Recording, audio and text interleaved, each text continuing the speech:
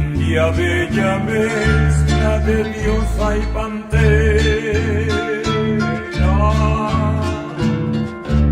doncella desnuda que habita el Guairá. Arista romance curvó sus caderas,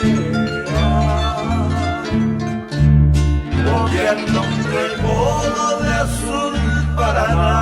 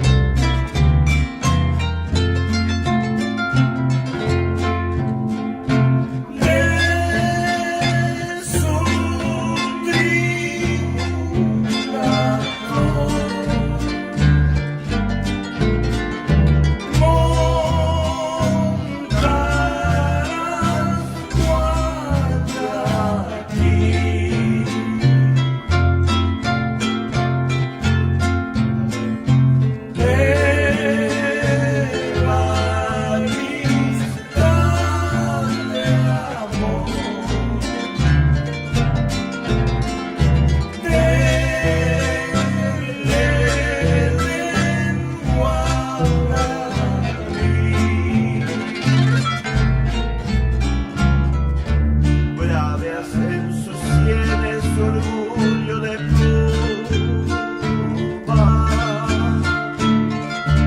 su lengua es salvaje para el rey Rusú,